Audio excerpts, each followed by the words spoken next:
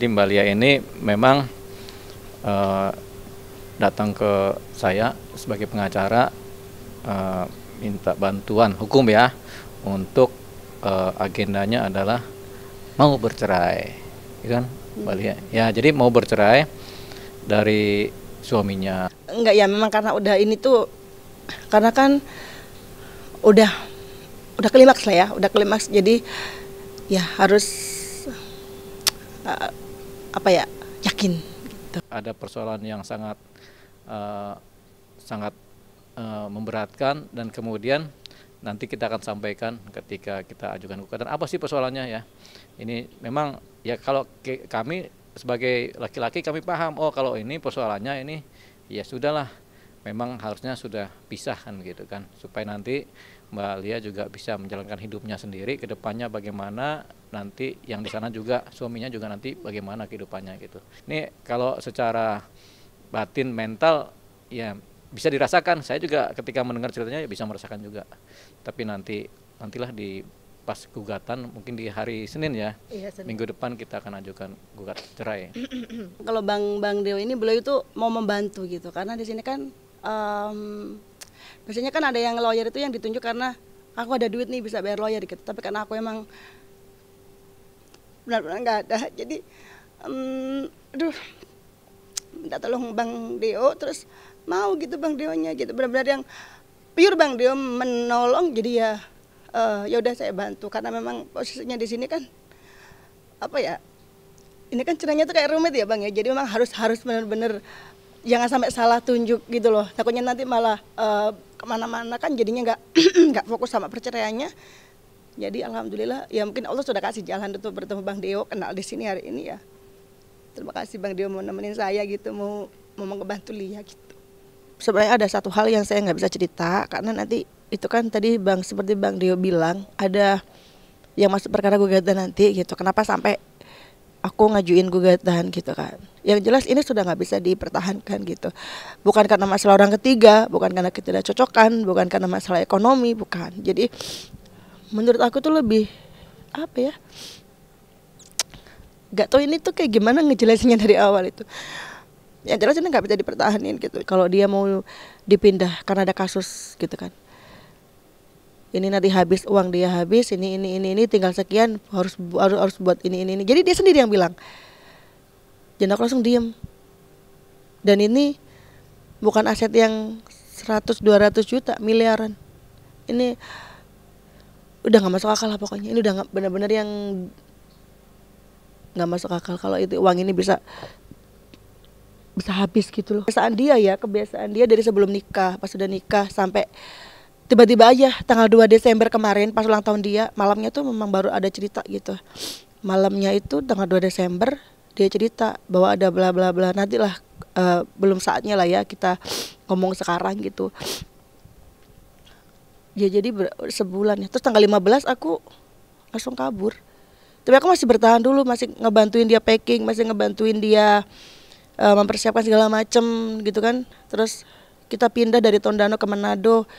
Terus aku packingin semua barang-barang dia, dikirim ke Makassar karena dia akan pindah kan. Tapi karena setiap hari tuh aku nangis aja, kayak nggak percaya, bener nggak sih ini, bener nggak sih gitu. Kayak apa?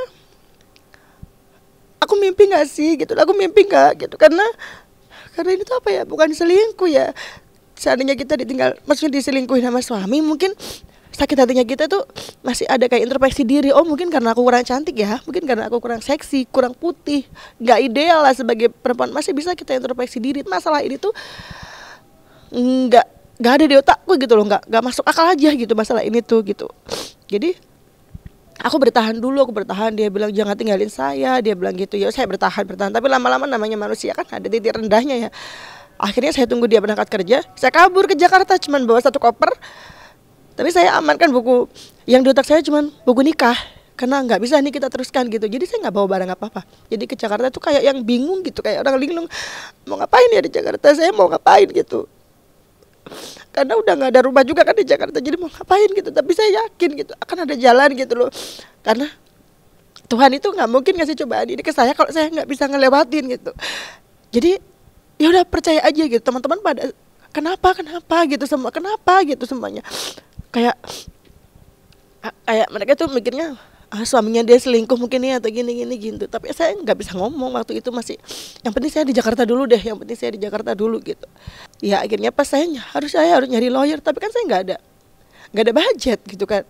Sedangkan saya tahu sendiri hidup di Jakarta per bulan saja saya harus bayar kayak mau kontrakan, mau apa, terus saya harus makan, saya harus banyak hal gitu kan. Tapi saya mikirnya pasti bisa gitu ya. Jadi aset semua yang kita punya gak ada, sudah ludes semuanya. Kemarin aku tinggal di sini juga ngejual handphone apa segala macam, yang aku kan dikenalin sama teman gitu.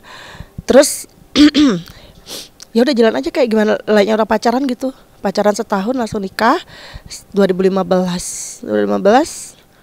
Dan selama 7 tahun ini, 7 tahun ya udah, sekarang udah 7 tahun, hampir 8 tahun ya. 7 tahun.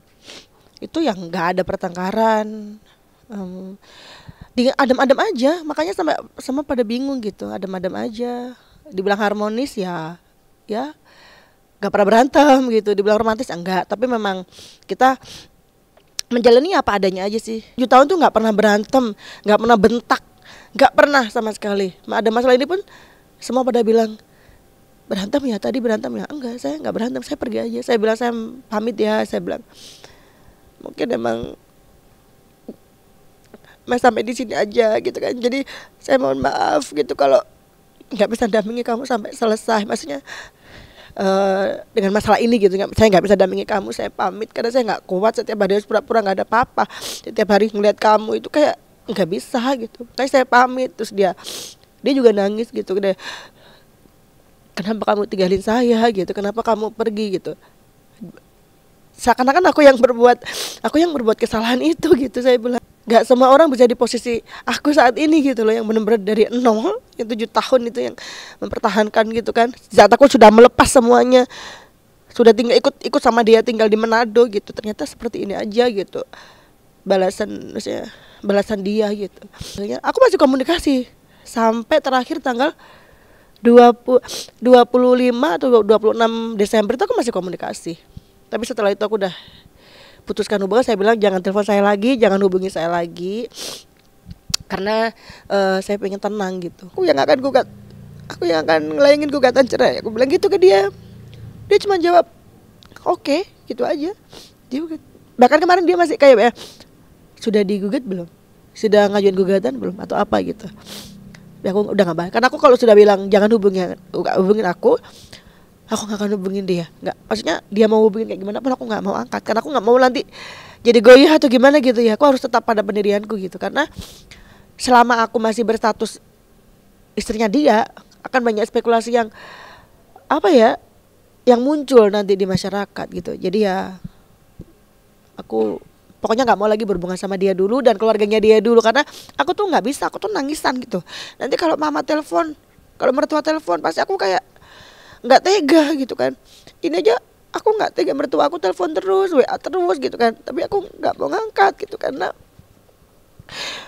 aku kan udah nggak punya orang tua ya. Aku nggak bisa kalau dengan mertua aku nangis itu, aku jadi ikut nangis juga gitu. Makanya aku minta maaf gitu sama mama, minta maaf sama keluarganya dia. Aku nggak marah sama keluarganya dia gitu. Aku cuman berusaha untuk biar aku tetap pada pendirianku gitu. Karena kalau nanti mama telepon nangis, namanya manusia ya, takutnya aku berubah pikiran atau apa, nggak tega gitu. Makanya aku harus tetap, aku bilang pada diriku sendiri, nanti kalau aku sudah dapat putusan cerai, baru aku nanti mau telepon mama gitu. Karena kasihan juga sih, dia telepon aku setiap hari nangis terus kan.